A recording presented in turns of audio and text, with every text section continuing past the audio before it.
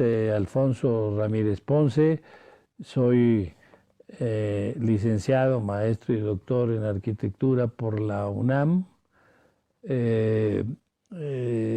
Ejercí la labor docente durante muchos años y de unos cuantos para acá estoy jubilado por la propia universidad, aunque sigo colaborando ahora estoy en el Laboratorio de Estructuras de la Facultad de Arquitectura de la UNAM, en donde estamos haciendo estudios sobre cubiertas, en mi caso cubiertas de ladrillo, que es lo que he realizado en mi práctica profesional y docente durante los últimos 30 o 40 años.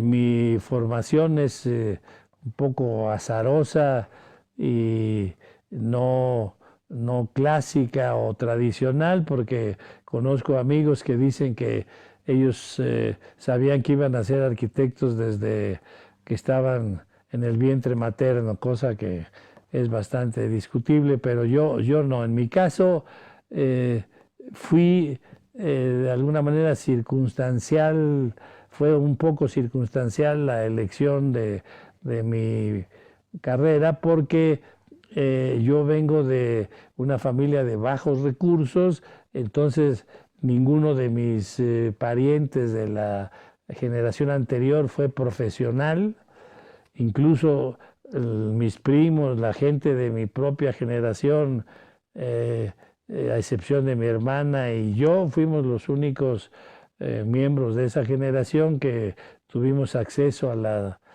educación universitaria. Entonces no tenía yo ninguna influencia ni directa ni indirecta.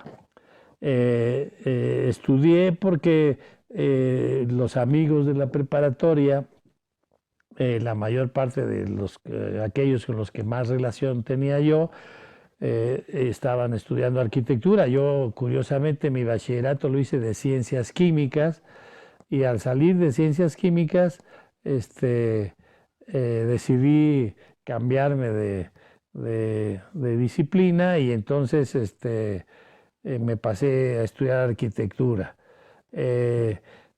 Ahora, a la distancia, digo un poco en broma, que pasé del área de las ciencias exactas, la química, al área de las ciencias ocultas, la arquitectura, porque la enseñanza de la arquitectura de aquel entonces, y creo que todavía persiste hasta la época actual, era una enseñanza bastante poco objetiva, poco clara, y se basaba en muchos prejuicios académicos. Por ejemplo, cuando nosotros llevábamos un proyecto a revisar con los maestros, nos decían: búscale, búscale, o estúdiale, estúdiale. Además, siempre dos veces, como si uno no entendiera la primera, como si tuviera uno cierta deficiencia mental, pero no nos explicaban con claridad cuál era la razón de sus divergencias con los proyectos que presentábamos. Incluso yo recuerdo que yo solía decirle a los maestros: maestro, con mucho gusto busco lo que sea, haya que buscar, nada más dígame usted qué y en dónde. Y bueno, pues entonces ahí es cuando ya no lo decían con claridad. Esto quiere decir que yo fui arquitecto por razones circunstanciales, pero quiero explicar esto con más claridad. Milán Kundera suele decir en uno de sus textos, La insoportable levedad del ser, que tal vez fue su primer texto mundialmente conocido, que aquello que es cotidiano, que es usual, no nos dice cosas, es mudo. En cambio, lo que sucede de manera circunstancial, aleatoria, anecdótica, suele ser muy trascendente en la vida, en nuestras vidas. Si uno repasa su propia vida, pues encontrará que algunas cosas trascendentes suelen suceder por circunstancias a veces no totalmente definidas. Milán Kundera relata allí que, bueno, que el protagonista de la novela, que pues suele ser, creo yo, biográfica, pues cómo conoce a la mujer de su vida, hilvanando no una coincidencia o una cuestión fortuita, sino varias acciones que le suceden y que por ello llega a encontrarse con ella. Bueno, toda proporción guardada, por supuesto, creo que es lo que sucedió conmigo. Incluso en el trayecto de la enseñanza, entre el primero y el segundo año, yo estuve a punto de salir de la escuela de arquitectura porque no entendía lo que había que hacer en la materia que se llamaba taller de proyectos, que en otros lugares se llama taller de arquitectura, o en otros taller de composición arquitectónica, que es la materia central de la enseñanza y que ahora se llama talleres de diseño. No entendía yo y me reprobaron el primer año que entré y me inscribí al segundo año pagando todas las materias restantes y dejando pendiente esa que era la principal. En el segundo año, el primer trabajo, me volvieron a reprobar y en ese entonces yo estaba ya decidido a irme a ingeniería. Entonces, a la entrega del segundo trabajo, que era definitivo, porque si no lo pasaba, yo reprobaba el segundo año, la misma materia, entonces me retiré como 15 días antes de la entrega a mi casa para trabajar día y noche del proyecto. Era una escuela en una zona rural, una escuela primaria, recuerdo, y llegué el día de la presentación de los trabajos y por no haber estado asistiendo en los 15 días anteriores, pues no supe que se había pospuesto la entrega. Entonces ya el maestro me vio y creo que yo que le di lástima, entre otras cosas, y lo primero que me dijo, ya no me dijo búscale ni estúdiale, sino me explicó más o menos qué es lo que debía hacer, y entonces repetí el trabajo y ya lo pasé. Yo estoy totalmente convencido, años luz de esta experiencia, que si no se retrasa la entrega y yo presento mi trabajo como en la fecha que se había programado, me hubieran reprobado y yo no estaría aquí ni en la escuela de arquitectura, ni posiblemente en ingeniería, que es lo que yo había supuesto. Bueno, pero ese que es mi caso no es el caso general, pienso yo que es un caso particular. Yo creo ahora, si yo podría decir qué características o condiciones debía tener una persona que estudiara arquitectura, pues son sencillas y simples. La primera es entender que la arquitectura, como muchas otras profesiones, y yo le ponía a Gastón ahorita el ejemplo de la medicina, son profesiones de servicio. Un estudiante quiere estudiar medicina para ayudar a sus semejantes, para curarles, para servirles, para ayudarles a recuperar el nivel de vida que tenían antes de estar enfermos, y su sentido fundamental es servir, aunque muchos piensen que puede haber otras intenciones colaterales. Bueno, pues yo pienso que la arquitectura es exactamente lo mismo.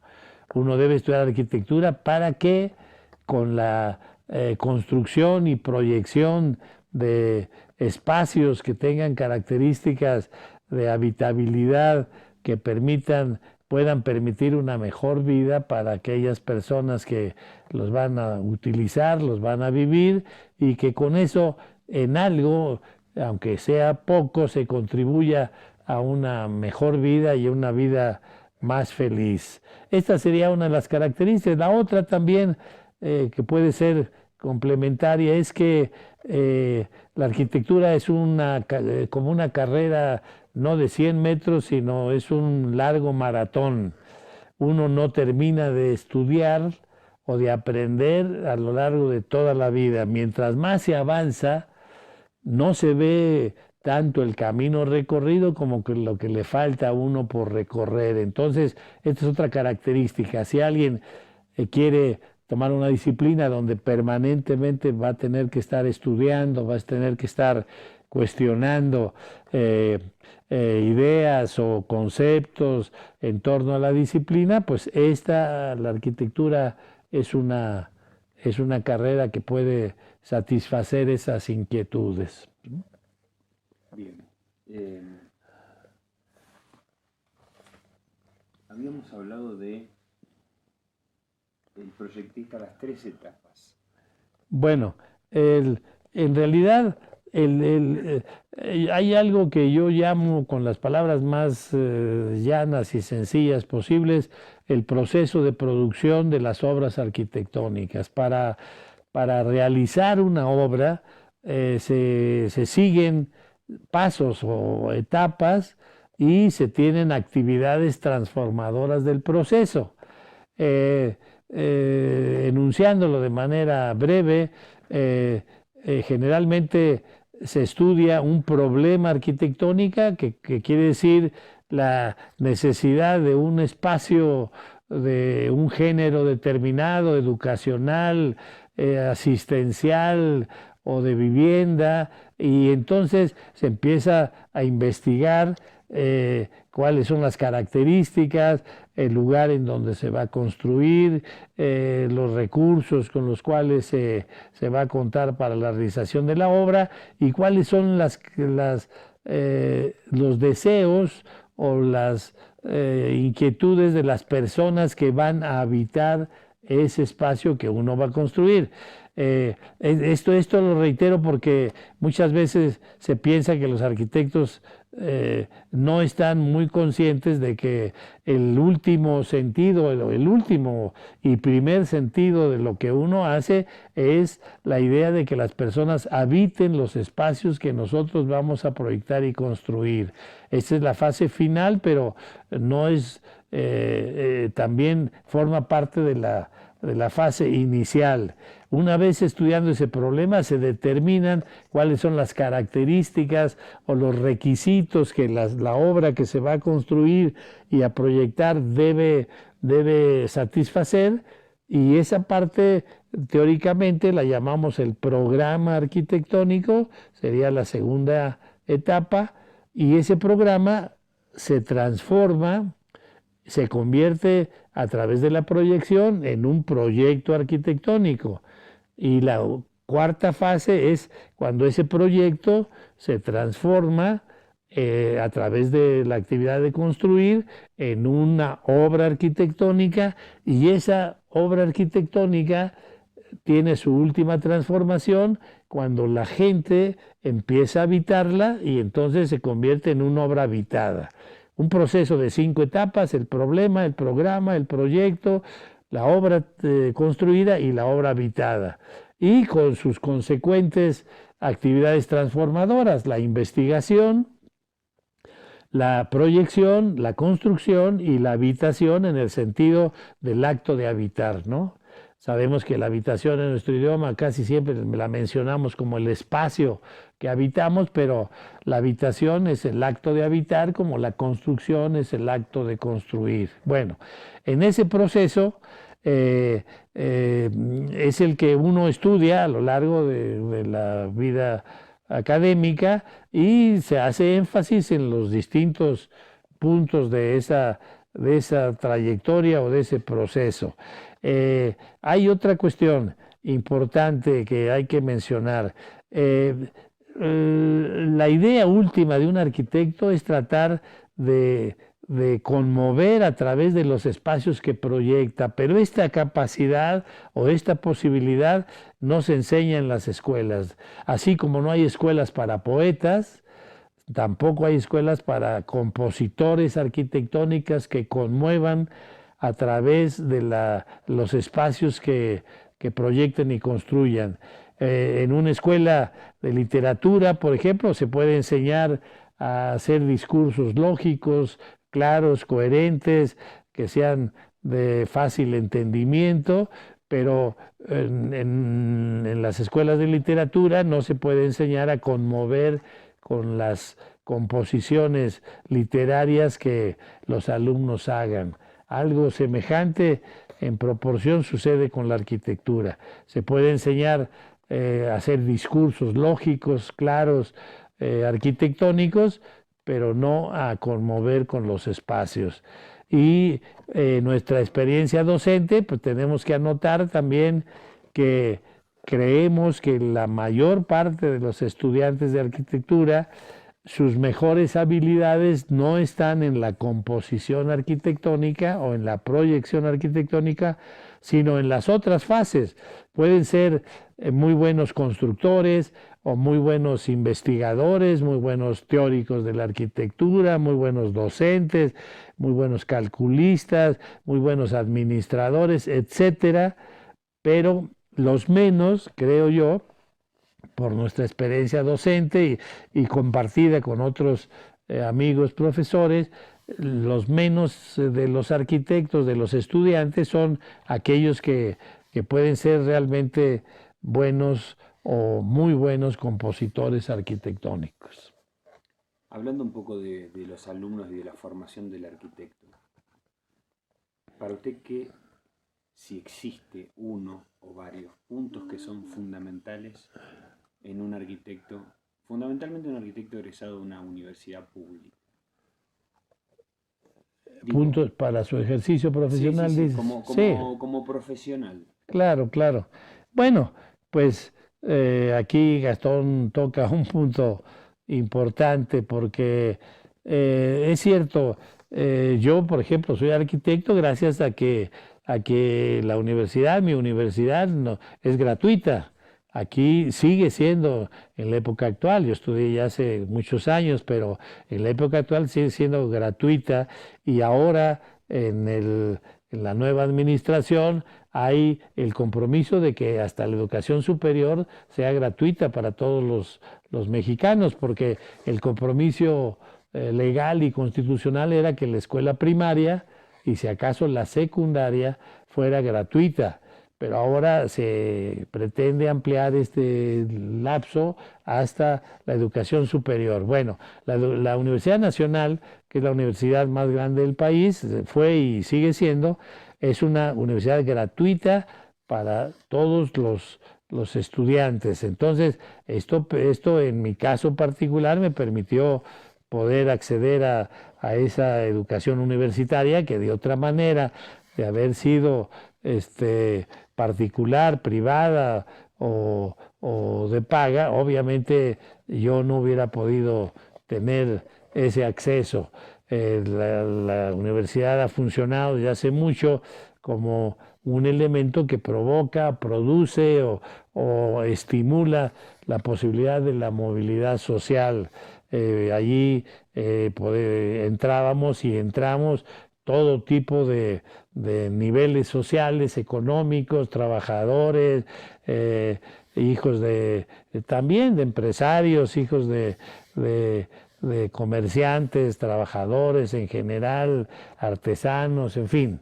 Eso es la característica que domina, por fortuna, hasta ahora en nuestra universidad y que existe también la universidad privada, por supuesto, y a donde pues tienen cabida también otros grupos o grupos sociales que optan por esa vía, pero la nuestra sigue siendo la producción, el transcurso de cualquier nivel social. Bueno, obviamente eso lleva de inmediato pues a un corolario muy claro. Si uno, gracias a la universidad, pudo tener la posibilidad de desarrollar un título profesional, pues uno revierte esta ayuda, esta posibilidad que se nos brindó tratando de retribuirlo en el nivel social. Y obviamente, pues tratamos de proyectar de que la arquitectura, en la medida de la posibilidad, no sea un servicio profesional solo para determinado grupos sociales, sino que abarque a todos los grupos, en especial a los más necesitados y grupos a los cuales generalmente los arquitectos no acceden. Entonces, temas como el de la vivienda popular, el de las escuelas comunitarias, las escuelas rurales o los hospitales rurales que existen en México. A veces los arquitectos no son temas que desarrollen en su práctica profesional. Bueno, la intención nuestra ha sido, en la medida de lo posible, pues abarcar todo el género de actividades en cuanto a distintos tipos de servicios, y claro, muchas veces el uso de nuestros servicios está en proporción al medio y al grupo social en el que nos desarrollamos y ubicamos, ¿no? Bien. El arquitecto tradicional era el arquitecto que salía de sus estudios, ponía su despacho y se sentaba en el escritorio esperando a que le tocaran la puerta. Este ejercicio de la profesión liberal, como se llamaba hace algunos años, ha estado, creo yo, no ha dejado de existir, pero no es la actividad dominante de los arquitectos actuales. Ahora, los arquitectos actuales, se ha invertido mucho la situación. Pongo un ejemplo claro. Cuando yo salí de la profesión, estoy hablando de los años 60 del siglo pasado, por cada estudiante o por cada profesional que salíamos de la escuela, había 3 o 4 oportunidades de trabajo. Ahora el tema es igual, pero al revés. Por cada 4 o 5 estudiantes que salen egresados de la Facultad de Arquitectura, hay un trabajo, hay un puesto de trabajo. Entonces, ¿qué quiere decir? Pues que la demanda profesional de los arquitectos no ha disminuido a tal grado que el destino de muchos de ellos es no ejercer la profesión, lo cual es una tragedia, porque invertir toda una vida, si ustedes suman los años de la primaria, la secundaria, la preparatoria, la profesional, es un cúmulo de años. Aquí en México estamos hablando de 11, 16 años, alrededor de 16 años, para que al culminar no se pueda ejercer la profesión que uno estudió. Es algo terrible y frustrante. Entonces, ahora las circunstancias son, por un lado, buscar la mayor capacitación posible, porque ese puesto de trabajo que existe ante 3 o 4 alternativas o solicitudes, pues se va a culminar o la va a obtener ese puesto el que esté mejor preparado. Por eso también ya esto es un fenómeno, creo que general, ya el nivel de licenciatura es totalmente insuficiente para pensar en una formación completa, no dentro de la arquitectura, sino de todas las disciplinas. Los niveles de maestría y de doctorado son niveles a los cuales se debe pretender desde que uno empieza su desarrollo profesional. Y la otra cuestión es que esos trabajos de carácter comunitario generalmente se dan en estructuras comunitarias y sociales. Por ejemplo, organizaciones sociales, organizaciones sindicales, de trabajadores, organizaciones de campesinos, etcétera, que son quienes son los que pueden canalizar los servicios de los arquitectos, porque una constante, lo que sí es una constante, es la demanda de los espacios que los arquitectos proyectamos. Decíamos hace un rato también que en México, como en muchos otros países de Latinoamérica, hay falta en todas partes, faltan viviendas, faltan escuelas, faltan hospitales, faltan clínicas, etcétera, y entonces esa necesidad sigue existiendo, y obviamente mientras exista habrá la necesidad de los especialistas que se encarguen de hacer los proyectos y las construcciones de las mismas, ¿no? Ahora, el ser humano, y este es un punto de vista filosófico, tiene amarras. El pensamiento es de un filósofo alemán más conocido entre los historiadores, que se llamó Herder, y él hablaba de que el ser humano debe pertenecer bueno, que todos los seres humanos tenemos la necesidad de la pertenencia, de pertenecer. Y dice él, se debe pertenecer a un tiempo histórico y se pertenece también a un lugar geográfico y se pertenece a un grupo social determinado. Esas tres características, lo que yo he hecho en los textos que hemos publicado es ampliarlas a las obras, a los objetos que nosotros como arquitectos producimos. Entonces, pienso que si la pertenencia a un tiempo histórico se refiere a la modernidad o a la contemporaneidad, pues las obras que uno realiza deben ser modernas y contemporáneas, y si son pertenecientes a un lugar geográfico, pues deben pertenecer a ese espacio, es decir, deben ser regionales, y en un tercer lugar, pertenecer a un grupo social. Aquí, obviamente, los valores de los grupos sociales pues son diversos. Nosotros tomamos de los varios que podríamos adoptar el principio o la armadura de la economía. Pensamos que las obras arquitectónicas deben ser económicas, y nos referimos a la economía en el sentido de que las obras deben tener el menor costo necesario. ¿Por qué? Pues porque las cuestiones económicas son regentes en nuestro medio, dado que no creemos que podamos hacer una arquitectura que sea muestra del derroche, del despilfarro, sino que nuestra arquitectura mexicana en este caso, pero también un poco más ampliada, la arquitectura latinoamericana, debe ser una muestra del talento y la imaginación acrecentadas por las limitaciones económicas que surgen en nuestra sociedad. Si decimos que la arquitectura debe ser regional, pues entonces tiene tantas características como características diversas tienen las regiones de Latinoamérica. Miren, por ejemplo, circunscribiendo el tema a la arquitectura mexicana, cuando se habla de la arquitectura mexicana, pues uno lo primero que se pregunta es que ¿cuál es la arquitectura mexicana?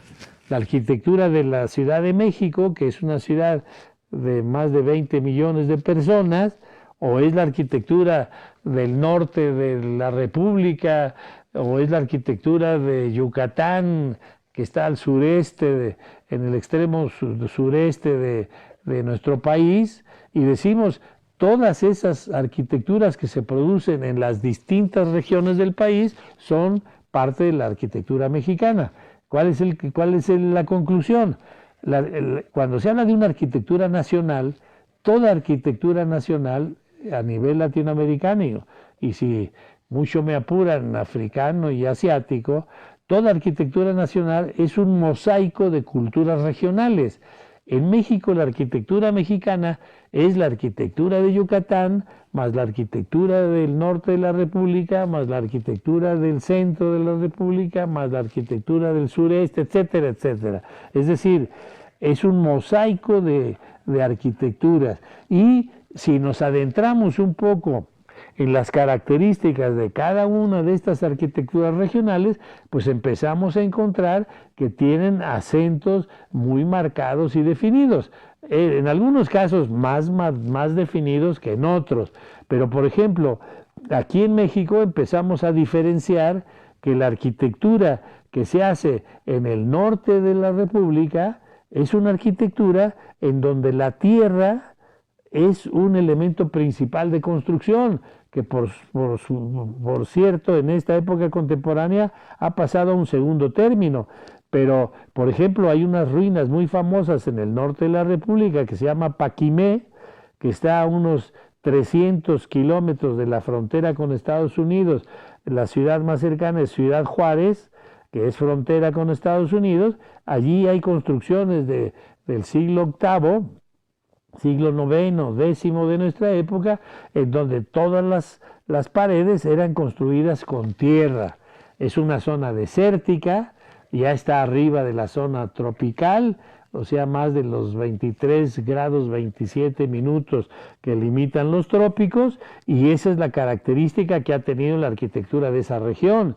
Si vamos al sureste, encontramos otro estado que se llama Chiapas, en donde allí el elemento principal de construcción es la madera, y los elementos se llama el material bajareque, que son tiras pequeñas de madera con las cuales se hacen tableros, que hacen paredes y divisiones para la arquitectura del lugar, que es una zona también de clima caluroso.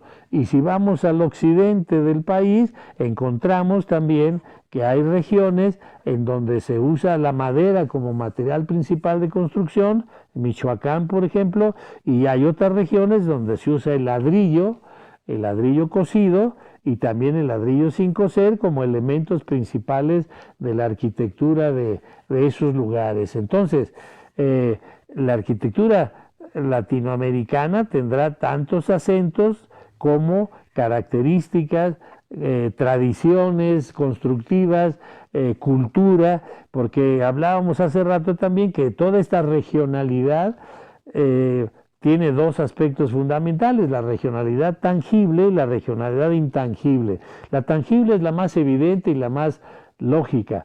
La regionalidad tangible yo la divido en la regionalidad tangible ambiental, que quiere decir la correspondencia de la obra artificial, o sea, la obra arquitectónica, con el medio, con el clima, con los vientos, con las lluvias, con los soleamientos, etcétera. Digo regionalidad tangible ambiental porque pienso que decir medioambiental es un término equivocado. Decir medio ambiente en nuestro idioma es un pleonasmo, porque medio quiere decir lo que nos rodea y ambiente es lo que nos rodea.